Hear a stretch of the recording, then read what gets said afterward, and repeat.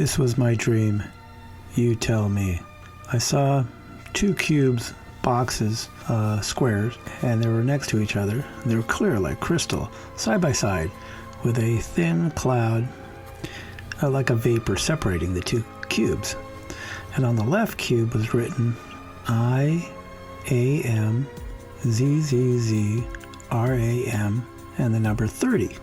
So it would be Izaram 30. And on the right box was IAMZZZRAM 40. So it would be Izaram 40. I have no idea what it means. Then I ended up on stage with Sir Elton John, him on the piano, and he had black nail polish playing the black keys.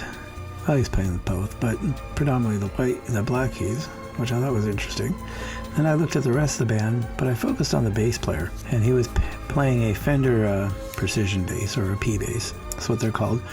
And it had a natural wood finish on it, and he was playing, of all songs, Rock Lobster by the B-52s. It's not my favorite song, but it's got a catchy riff. Then I was sitting next to Elton John, and a guy came up to him and said he was British and asked if he believed in common law. Elton said yes. So then the guy asked him then, why do you sleep with a man? Elton got angry and grabbed him by the collar and tossed him aside, and then his manager came over and asked him if he needed any help, and Elton said no. The manager commented on how he is always so angry all the time, and he wasn't referring to Elton John, he was referring to himself. Like I said, this is a very strange dream. Then we ended up in a tour bus, but it was more like a van, like a stretched van, customized. We were passing all these trees, and I noticed that as we passed them, they would burst into flames.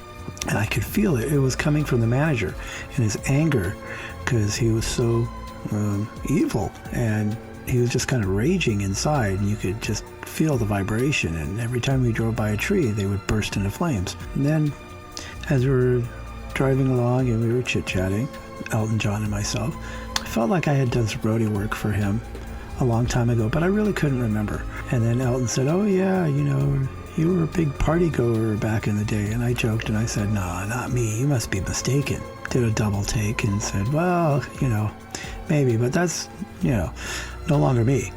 And I admitted it, said that I'm not into that. I've changed, my life has changed. In fact, I started to tell him all about my past and how, the hardships and the bad things. And he kind of looked at me a little dumbfounded, but inquisitive.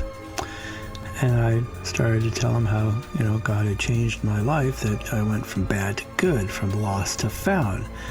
And then I had a realization, almost like an epiphany, where it's like you can't bash somebody over the head with what's right, what's wrong, the church and the dogma and religion. Like the first guy, he came up and, confronted him. But by love and showing what a difference that Jesus has made in my life, that perhaps this might be something you would be interested in. If so, then more than happy to tell you, my life story and what happened to me, and offer the good news and the gospel that there is a different way of living life and a better way.